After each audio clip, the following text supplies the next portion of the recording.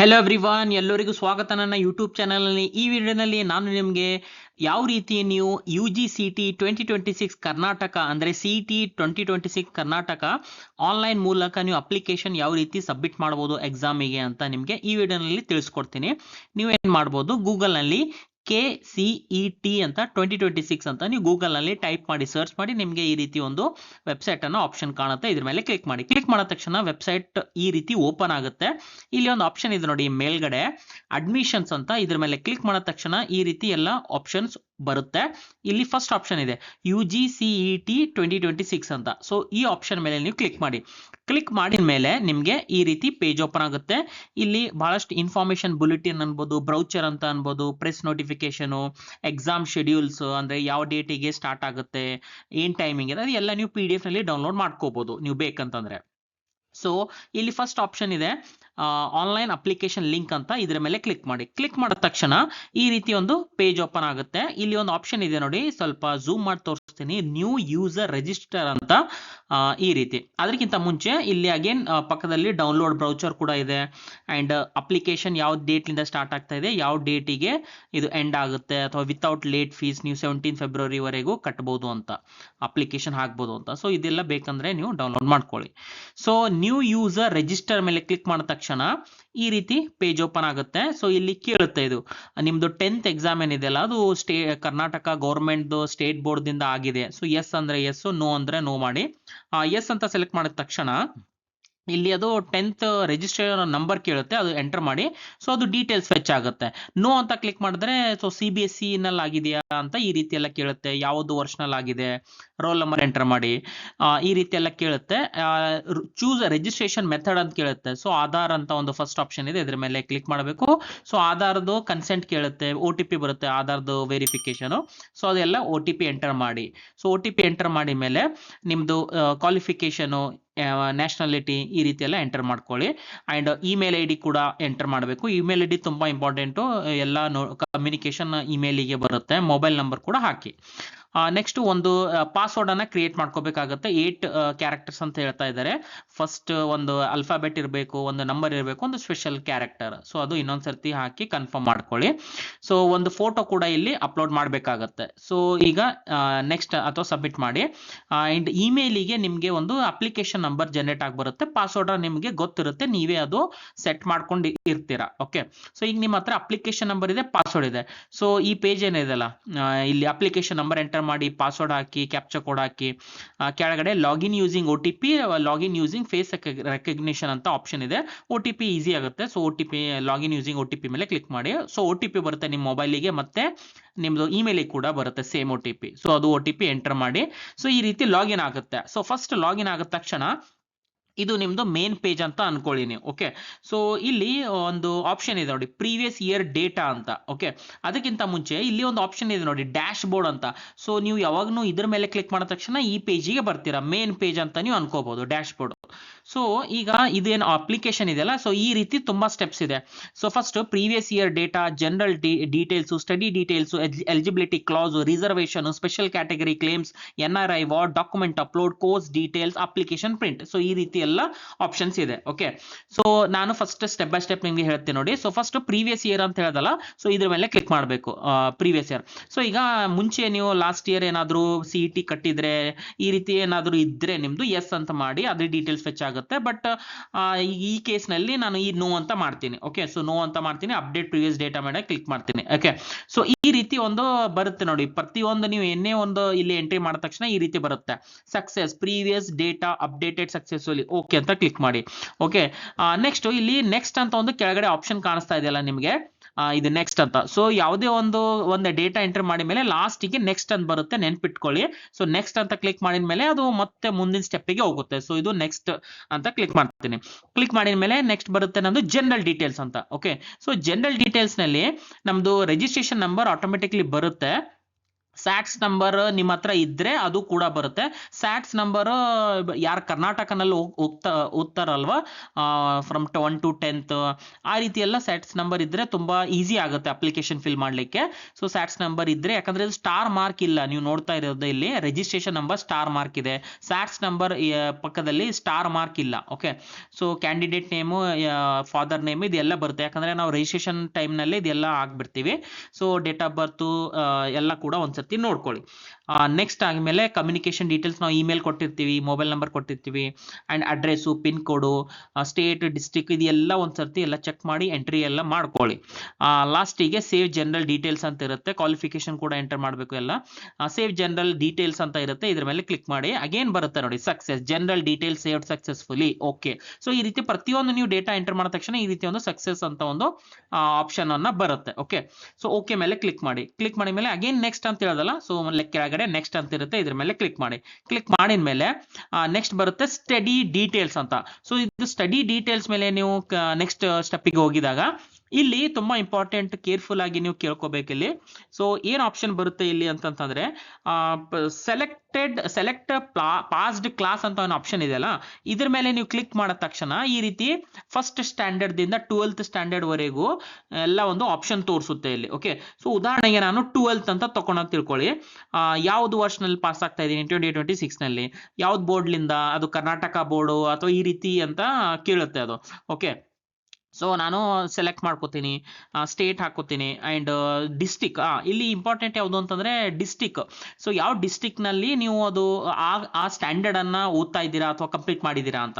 And ಕೆಳಗಡೆ ಇದು ತುಂಬಾ important, school name with full address ಅಂತ. ಸೊ ಇದ್ರ ಮೇಲೆ ನೀವು ಕ್ಲಿಕ್ ಮಾಡಿದ ತಕ್ಷಣ ಆ ಡಿಸ್ಟಿಕ್ ನಲ್ಲಿ ಎಷ್ಟು ಇನ್ಸ್ಟಿಟ್ಯೂಟ್ ಇದೆಲ್ಲ ಎಲ್ಲ ಕೂಡ ಲಿಸ್ಟ್ ಅನ್ನ ಬರುತ್ತೆ. ಸೊ ಒನ್ ಬೈ ಒನ್ ನೀವು ಚೆಕ್ ಮಾಡ್ಕೋತಾ ಹೋಗ್ಬೇಕಾಗುತ್ತೆ. ಅಗೇನ್ ಇಲ್ಲಿ ಹೇಳ್ತಾ ಇದ್ದೀನಿ, ಸ್ಯಾಟ್ಸ್ ನಂಬರ್ ಇದ್ರೆ ತುಂಬಾ ಈಸಿ ಆಗುತ್ತೆ, ಈ ರೀತಿ ಎಲ್ಲ ತುಂಬಾ ಡಿಫಿಕಲ್ಟ್ ಆಗಂಗಿಲ್ಲ. ಬಟ್ ಸ್ಯಾಟ್ಸ್ ನಂಬರ್ ಅಂದ್ರೆ, ಸ್ಯಾಟ್ಸ್ ನಂಬರ್ ಅಂತಂದ್ರೆ ಯಾರು CBSE ನಲ್ಲಿ ಓದಿರ್ತಾರಲ್ವಾ, ಸೊ ಅವರಿಗೆ ಈ ರೀತಿ ಎಲ್ಲ ಎಂಟರ್ ಮಾಡ್ಬೇಕಾಗತ್ತೆ. ಬಟ್ ಕರ್ನಾಟಕನಲ್ಲಿ ಸ್ಟೇಟ್ ಬೋರ್ಡ್ ನಲ್ಲಿ ಯಾರು ಓದಿರ್ತಾರಲ್ಲ ಅವರಿಗೆ ತುಂಬಾ ಈಸಿ ಆಗುತ್ತೆ. ಸ್ಯಾಟ್ಸ್ ನಂಬರ್ ಅದು 10th ಸ್ಟ್ಯಾಂಡರ್ಡ್ ಇಂದ ಅದು ಫೆಚ್ ಆಗಿ ಬರುತ್ತೆ. Okay, so just in case ಹೇಳ್ತಾ ಇದ್ದೀನಿ ನಿಮಗೆ, ಈ ರೀತಿ ನಿಮ್ಮ ಕೇಸ್ ಇದ್ರೆ ಇಲ್ಲಿ ಒಂದು school name with full address ಈ ರೀತಿ ಪ್ರತಿಯೊಂದು ಕ್ಲಾಸಿಗೆ ನಾವು ಸೆಲೆಕ್ಟ್ ಮಾಡ್ಕೋತಾ ಹೋಗ್ಬೇಕಾಗುತ್ತೆ.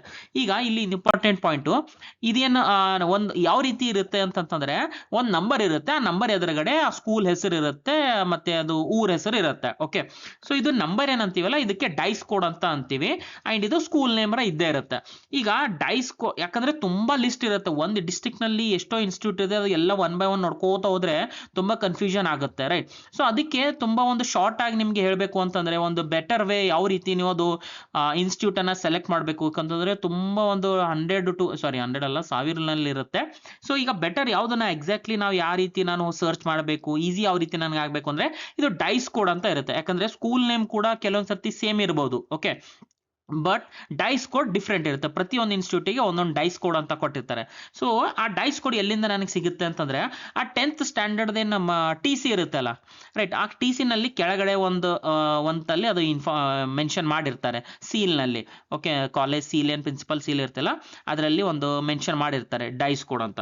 ಸೊ ಆ TC ನಲ್ಲಿ ಕೂಡ ನೀವು ನೋಡ್ಕೋಬಹುದು. ಅಥವಾ ಇದು ಕೂಡ ನಿಮಗೆ ವರ್ಕ್ ಆಗ್ತಾ ಇಲ್ಲ ಅಂತ ಜಸ್ಟ್ ಉದಾಹರಣೆ ತಿಳ್ಕೊಳ್ಳಿ. ಇನ್ನೊಂದು ಆಲ್ಟರ್ನೇಟಿವ್ ಇದೆ, ಇದು ಎಲ್ಲಿ ಹೇಳಿಲ್ಲ ಅವರು ಬ್ರೌಚರ್ ನಲ್ಲಿ ಈ ರೀತಿ. ಸೊ ನಾನು ಜಸ್ಟ್ ಚೆಕ್ ಮಾಡುವಾಗ ಈ ರೀತಿ ಎಲ್ಲ ನನಗೆ ಸಿಕ್ತು, TC ನಲ್ಲಿ ಬರ್ತಾ ಇದೆ. ಅಂಡ್ ಇನ್ನೊಂದು ಆಪ್ಷನ್ ನಾನು ನೋಡಿದೆ, ಗೂಗಲ್ ನಲ್ಲಿ ಡೈಸ್ ಕೋಡ್ ಕರ್ನಾಟಕ ಅಂತ ಜಸ್ಟ್ ಈ ರೀತಿ ಟೈಪ್ ಮಾಡಿ ಸರ್ಚ್ ಮಾಡಿದೆ. ಸೊ ಇಲ್ಲಿ ಒಂದು ಆಪ್ಷನ್ ಬಂತು ನೋಡಿ, ನೋ ಯುವರ್ ಡೈಸ್ ಕೋಡ್ ಅಂತ, ಸ್ಕೂಲ್ ಎಜುಕೇಶನ್ ಅಂತ. ಸೊ ಇದ್ರ ಮೇಲೆ ನೀವು ಕ್ಲಿಕ್ ಮಾಡಿದ್ರೆ ಇದು ಕೂಡ ಡಿಪಾರ್ಟ್ಮೆಂಟ್ ಆಫ್ ಸ್ಕೂಲ್ ಎಜುಕೇಶನ್ ಅಂತ ಒಂದು ವೆಬ್ಸೈಟ್ ಓಪನ್ ಆಗುತ್ತೆ. ಇಲ್ಲಿ ಕೂಡ ಒಂದು ಆಪ್ಷನ್ ಇದೆ, Bengaluru division, Mysuru division, Belgaum division, Kalaburagi division. But ನೀವು ನಿಮ್ಮ ಯಾವುದೇ ರೀತಿಯಾದ ಒಂದು ಕನ್ಫ್ಯೂಷನ್ ಇದ್ರೆ, ಏನೇ ಇದ್ರೆ ನೀವು ನಿಮ್ಮ ರೆಸ್ಪೆಕ್ಟಿವ್ ಸ್ಕೂಲ್ ಏನಿದೆಯಲ್ಲ ಅಲ್ಲಿ ಹೋಗ್ಬಿಟ್ಟು ಇನ್ಫಾರ್ಮೇಶನ್ ಅನ್ನ ಕರೆಕ್ಟ್ ಆಗಿ ತಕೊಳ್ಳಿ, ಅಂಡ್ ಅದು ನೀವು ಎಂಟರ್ ಮಾಡಿ. ಓಕೆ, ಸೊ ಅದು school name with address correct ಆಗಿ ಮಾಡಬೇಕು. ಸ್ಕೂಲ್ ಟೈಪ್ ಯಾವುದು, ಸೊ ಇದು ಎಂಟ್ರಿ ಆಯ್ತು ನಂದು. ಸ್ಕೂಲ್ ಟೈಪ್ ಪ್ರೈವೇಟ್ ಇದೆಯಾ ಗೌರ್ಮೆಂಟ್ ಇದೆಯಾ ರೀತಿ ಕೇಳುತ್ತೆ, ಅದು ಎಂಟರ್ ಮಾಡಬೇಕು. ಅರ್ಬನ್ ಇದೆಯಾ ರೂರಲ್ ಇದೆಯಾ ಅದು ಎಂಟರ್ ಮಾಡಬೇಕು. And English medium Kannada medium ಈ ರೀತಿ ಎಂಟರ್ ಮಾಡಬೇಕು. ಓಕೆ, ಸೊ ಎಲ್ಲ ಮಾಡಿ ಮೇಲೆ ಮತ್ತೆ ನಾನು ಪ್ರತಿಯೊಂದು ಸ್ಟ್ಯಾಂಡರ್ಡಿಗೆ ಇದೇ ಸೇಮ್ ನಾನು ಫಾಲೋ ಮಾಡಬೇಕಾಗತ್ತೆ.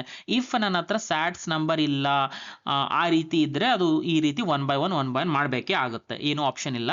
ಸೊ ಇದು ಕಂಪ್ಲೀಟ್ ಎಲ್ಲ ಮಾಡ್ಕೊಳ್ಳಿ ಆಲ್ ಸ್ಟ್ಯಾಂಡರ್ಡ್ಸ್. ಸೊ ಎಲ್ಲ ಆಗಿದ ಮೇಲೆ ಈ ರೀತಿ ಪೂರ್ತಿ ಅದು ಕೆಳಗಡೆ ಆ್ಯಡ್ ಹಾಕೋತಾ ಹೋಗುತ್ತೆ. ಸೊ ಕಂಪ್ಲೀಟ್ ಆಗಿ ನಮ್ದೆಲ್ಲ ಡೇಟಾ ಇಲ್ಲಿ ತೋರಿಸ್ಬೇಕು ನಮಗೆ. ಓಕೆ, ಸೊ ನೆಕ್ಸ್ಟ್ ಅಂತ ಇರುತ್ತೆ, ನೆಕ್ಸ್ಟ್ ಮೇಲೆ ಕ್ಲಿಕ್ ಮಾಡಿ. ಕ್ಲಿಕ್ ಮಾಡಿದ ತಕ್ಷಣ ಈಗ ನೆಕ್ಸ್ಟ್ ಸ್ಟೆಪ್ ಬರ್ತೀನಿ, ಎಲಿಜಿಬಿಲಿಟಿ ಕ್ಲಾಸ್ ಅಂತ. ಸೊ ನಾನು ಇನ್ನೇನೇ ಡೇಟಾ ಅಲ್ಲಿ ಎಂಟರ್ ಮಾಡಿದಲ್ಲ ಅದ್ರ ಪ್ರಕಾರ ಇಲ್ಲಿ ಅದು ಬರುತ್ತೆ ನೋಡಿ. ಓಕೆ, ಸೊ ಇಲ್ಲಿ ಮದರ್ ಟಂಗ್ ಎಲ್ಲ ಬರುತ್ತೆ, ಎಷ್ಟು ಇಯರ್ಸ್ ಕರ್ನಾಟಕನಲ್ಲಿ ಸ್ಟಡಿ ಮಾಡಿದ್ದೀನಿ 12 ಅಂತ ಬಂತು, 10th ಸ್ಟ್ಯಾಂಡರ್ಡ್ ವರೆಗೂ CBSE ಕರ್ನಾಟಕ CBSE ನಲ್ಲಿ ಓದಿದ್ದೀನಿ in Karnataka, 11th 12th state board, Karnataka state government state board. Okay, so ಈ ರೀತಿ ಎಲ್ಲ ಬರುತ್ತೆ. ಇಲ್ಲಿ ಆಟೋಮೆಟಿಕ್ಲಿ ಬಂತು ನೋಡಿ, ಸೆಲೆಕ್ಟ್ ಎಲಿಜಿಬಿಲಿಟಿ ಕ್ಲಾಸ್. ಸೊ ಇದು ನಾನು ಸೆಲೆಕ್ಟ್ ಮಾಡಂಗಿಲ್ಲ, ಆಟೋಮೆಟಿಕ್ಲಿ ಅದು ಬರುತ್ತೆ. ಕ್ಲಾಸ್ ಎ ಅಂತ ತಗೊಂಡಿದೆ ಅದು. ಓಕೆ, ಸೊ ಕ್ಲಾಸ್ ಎ ತಗೊಂಡಿದೆ ಇದು ಆಟೋಮೆಟಿಕ್ಲಿ.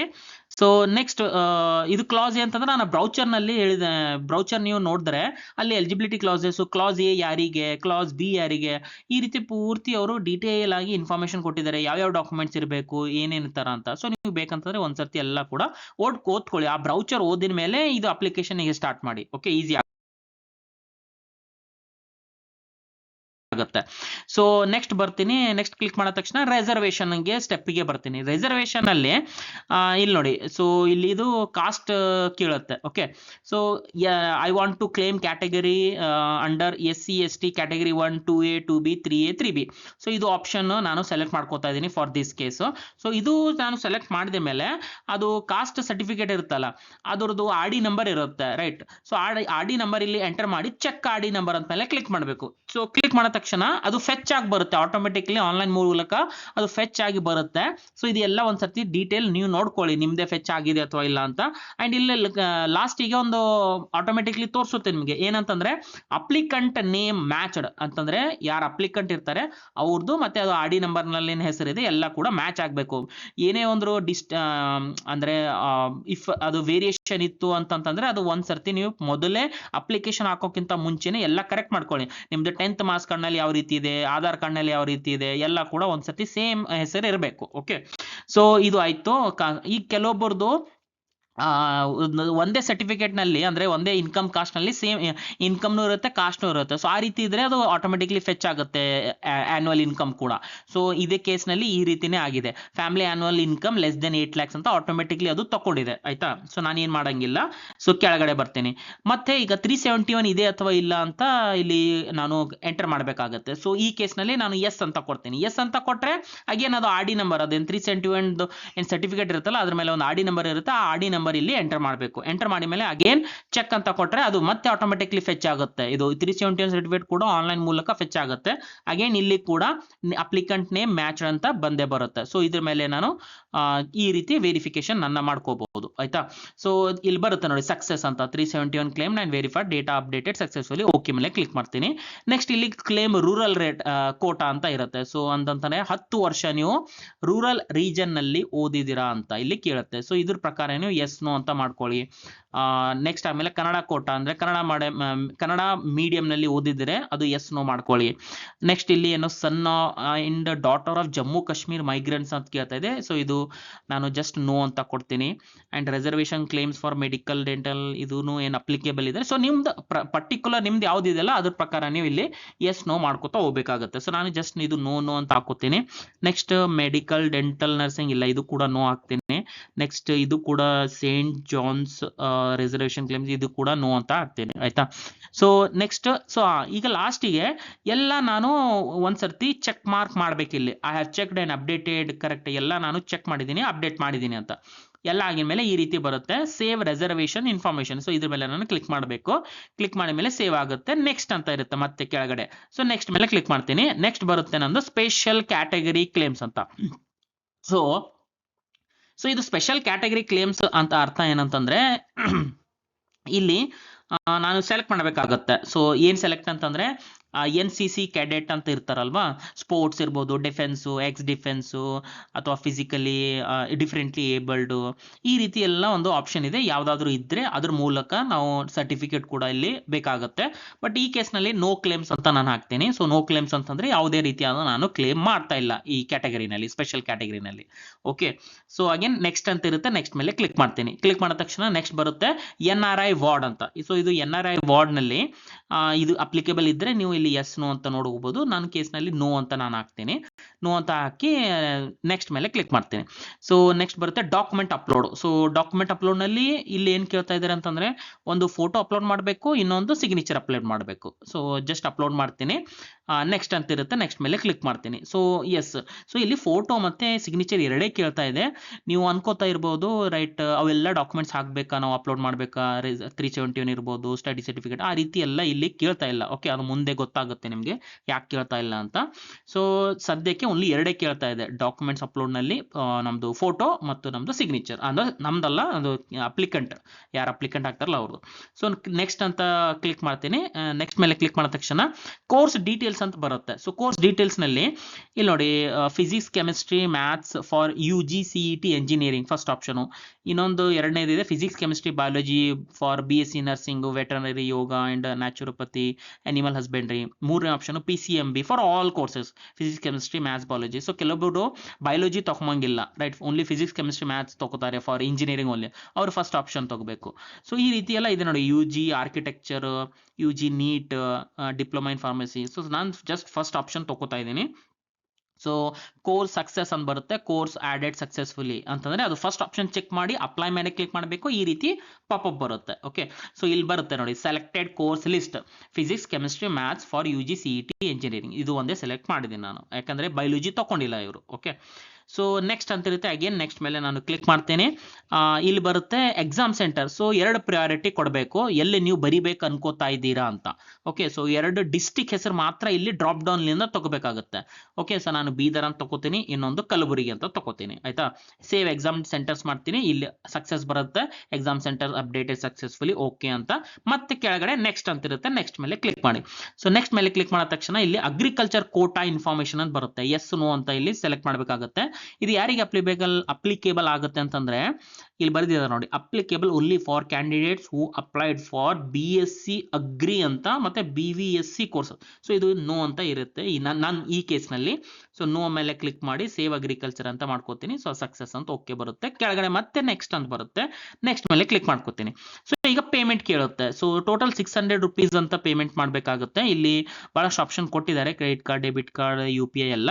ಸೊ ನೀವು ಒಂದು ಸರ್ತಿ ನೋಡ್ಕೊಳ್ಳಿ. ಆ್ಯಂಡ್ ಇನ್ನೊಂದು ಹೇಳೋದಲ್ಲ ನಿಮಗೆ, ಡ್ಯಾಶ್ ಬೋರ್ಡ್ ಅಂತ ಇರುತ್ತೆ. ಸೊ ಏನಾದರೂ ನಿಮಗೆ ಮತ್ತೊಂದು ಸರ್ತಿ ನೋಡೋದಿದೆ ಅಂತಂದರೆ ಈ ಡ್ಯಾಶ್ ಬೋರ್ಡ್ ಮೇಲೆ ಕ್ಲಿಕ್ ಮಾಡಬೇಕು. ಎಲ್ಲ ನಿಮಗೆ ಫಸ್ಟ್ ಈ ಮೇನ್ ಪೇಜಿಗೆ ಬರ್ತೀರಾ. ಸೊ ಒಂದೊಂದು ಸ್ಟೆಪ್ ಬೈ ಸ್ಟೆಪ್ ನೀವು ನೋಡ್ಕೋತಾ ಹೋಗಿ, ಏನೇನು ನೀವು ಎಂಟರ್ ಮಾಡಿದ್ದೀರಾ, ಏನಾದರೂ ಎಡಿಟ್ ಇದ್ರೆ ಎಡಿಟ್ ಮಾಡ್ಕೊಳ್ಳಿ, ರೈಟ್. ಸೊ ಇದು ಈ ರೀತಿ ಒಂದು ಸರ್ತಿ ಚೆಕ್ ಮಾಡ್ಕೊಳ್ಳಿ. ಸೊ ಇಲ್ಲಿ ಕ್ಲಿಕ್ ಟು ಮೇಕ್ ಪೇಮೆಂಟ್ ಅಂತ ಆಪ್ಷನ್ ಇದೆಯಲ್ಲ, ಸೊ ಇದ್ರ ಮೇಲೆ ನೀವು ಕ್ಲಿಕ್ ಮಾಡಬೇಕು.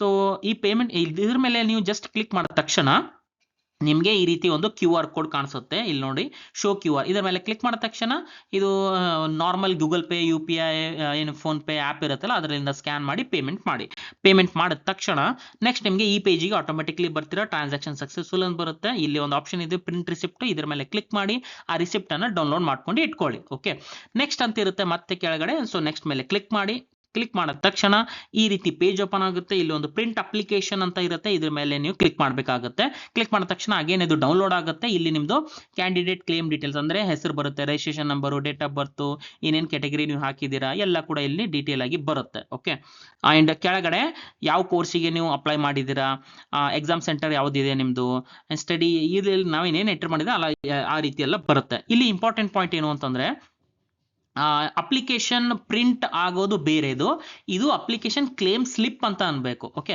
ಈಗ ಯಾರಿಗೆ ಅಪ್ಲಿಕೇಶನ್ ಪ್ರಿಂಟ್ ಬರುತ್ತೆ, ಯಾರಿಗೆ ಬರಂಗಿಲ್ಲ ಅಂತ ಅವ್ರು ಬ್ರೌಚರ್ನಲ್ಲಿ ಡೀಟೇಲ್ ಆಗಿ ಕೊಟ್ಟಿರ್ತಾರೆ. ಓಕೆ, ಕೊಟ್ಟಿದ್ದಾರೆ. ಯಾಕೆಂತಂದ್ರೆ ಇಲ್ಲಿ ನೋಡಿ, for whom the application will not be printed, for whom the application will be printed ಅಂತ. ಓಕೆ, ಇಲ್ಲಿ ನೋಡಿ, ನಾನು ಈ ಕೇಸ್ನಲ್ಲಿ ಎಲಿಜಿಬಿಲಿಟಿ ಕ್ಲಾಸ್ A ಅಂತ ಬಂದಿದೆಯಲ್ಲ, ಸೊ ಅದ್ರ ಪ್ರಕಾರ ಇಲ್ಲಿ ಅವ್ರು ಹೇಳಿದ್ದಾರೆ.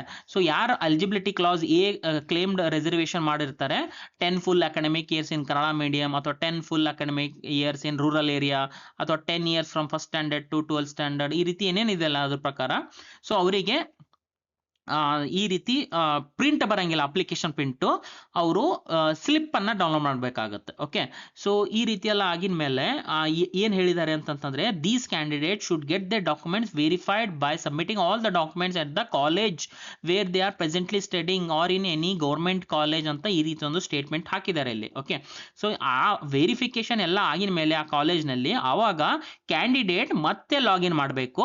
ಅವಾಗ ಪೋರ್ಟಲ್ನಲ್ಲಿ ಅವರು CET 2026 ಅಪ್ಲಿಕೇಶನ್ ಫಾರ್ಮ್ ಪ್ರಿಂಟ್ ಅನ್ನ ಮಾಡ್ಕೋಬಹುದು ಅಂತ ಹೇಳಿದ್ದಾರೆ. ಸೊ ಇದರ ಅರ್ಥ, so not verified, details to be verified at the 12th PU college ಅಂತಂದ್ರೆ ಎಲ್ಲಾ ಡಾಕ್ಯುಮೆಂಟ್ಸು ಕ್ಯಾಂಡಿಡೇಟು ವೆರಿಫಿಕೇಶನ್ ಮಾಡ್ಕೋಬೇಕಾಗುತ್ತೆ. ಎಲ್ಲಿ? PU ಕಾಲೇಜ್ನಲ್ಲಿ. ಅವ್ರದ್ದು ಯಾವ PU ಕಾಲೇಜ್ನಲ್ಲಿ 12th ಸ್ಟ್ಯಾಂಡರ್ಡ್ ಅವ್ರು ಓದ್ತಾ ಇದಾರಲ್ಲ ಅಲ್ಲಿ ವೆರಿಫಿಕೇಶನ್ ಮಾಡಬೇಕಾಗುತ್ತೆ ಅಂತ ಇಲ್ಲಿ ಈ ರೀತಿ ಬರ್ದಿದೆ. ಓಕೆ, ಸೊ ಯಾಕಂತಂದ್ರೆ ಎಲಿಜಿಬಿಲಿಟಿ ಕ್ಲಾಸ್ A ಅಂತ ಅದು ಅಪ್ಲಿಕೇಬಲ್ ಆಗಿದೆ.